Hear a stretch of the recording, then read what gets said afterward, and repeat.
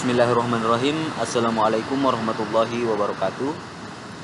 Perkenalkan, nama saya Rizwandi, mahasiswa dari Universitas Negeri Makassar, Fakultas Teknik, jurusan Teknik Elektro. Nah, pada kesempatan kali ini kita akan membahas tentang pembangkit listrik tenaga mikrohidro.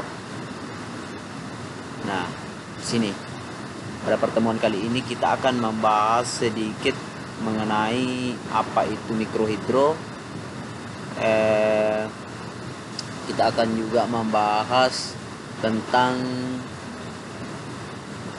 pengertian mikrohidro, prinsip kerja mikrohidro, dan bagian-bagian pembangkit listrik tenaga mikrohidro dan sebagainya. Tapi sebelum itu kita terlebih dahulu akan membahas tentang pengertian pembangkit listrik tenaga mikrohidro.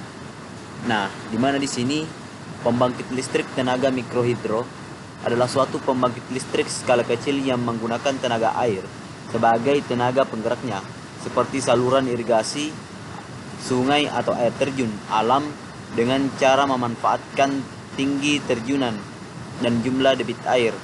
Mikrohidro di sini merupakan sebuah istilah yang terdiri dari kata mikro yang berarti kecil dan hidro yang berarti air. Kemudian secara teknis dapat kita lihat juga sebagai berikut. Kemudian selanjutnya kita beralih kepada prinsip kerja. Nah, di mana di sini prinsip kerja daripada pembangkit listrik tenaga mikrohidro ini itu memanfaatkan beda ketinggian dan jumlah debit air per detik yang ada pada aliran air irigasi, sungai atau air terjun. Aliran air ini akan memutar poros turbin sehingga menghasilkan energi mekanik. Nah, di mana di sini energi ini selanjutnya akan menggerakkan generator yang kemudian akan menghasilkan energi listrik. Nah, begitulah prinsip kerja pembangkit listrik tenaga mikrohidro. Kemudian selanjutnya bagian-bagian yang terdapat pada pembangkit listrik tenaga mikrohidro, yaitu yang pertama waduk atau reservoir, di mana waduk adalah danau yang dibuat untuk membendung sungai untuk memperoleh air sebanyak mungkin sehingga mencapai elevasi. Kemudian yang kedua, bendungan atau dam, yang dimana berfungsi menutup aliran sungai sehingga terbentuk waduk.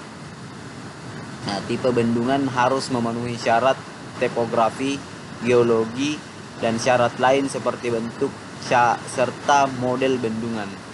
Kemudian yang ketiga, saringan. Nah, saringan di sini dipasang di depan pintu pengambilan air, berguna untuk menyaring kotoran-kotoran atau sampah yang terbawa sehingga air menjadi bersih dan tidak mengganggu operasi mesin pembangkit listrik tenaga mikrohidro. Kemudian yang keempat, pintu pengambilan air. Nah, pintu pengambilan air adalah pintu yang dipasang di ujung pipa dan hanya digunakan saat pipa pesat dikosongkan untuk melaksanakan pembersihan pipa atau perbaikan. Kemudian selanjutnya, pipa pesat. Nah, fungsi untuk mengalirkan air dari saluran penghantar atau kolom tandok menuju turbin. Nah, kemudian pipa pesat mempunyai posisi kemiringan yang tajam dengan maksud agar diperoleh kecepatan dan tekanan air yang tinggi untuk memutar turbin. Konstruksinya harus diperhitungkan agar dapat menerima tekanan besar yang timbul, termasuk tekanan dari pukulan air.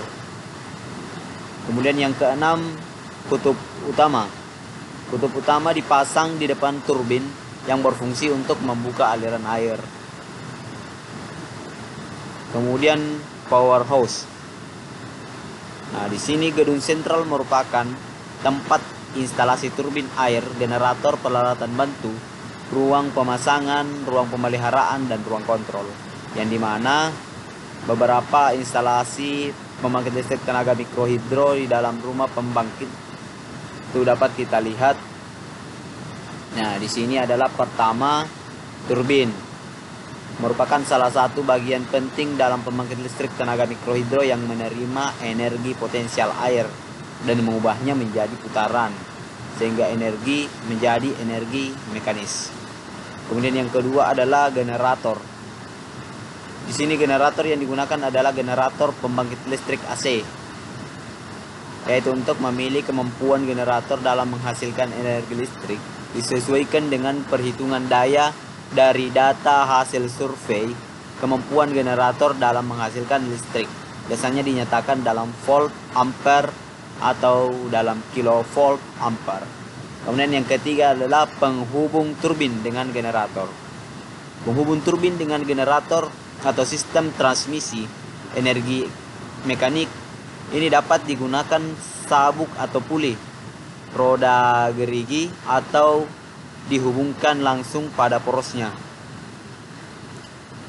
Nah, kemudian komponen pembangkit listrik tenaga mikrohidro. Nah, yang pertama di sini dam atau bendungan pengalih.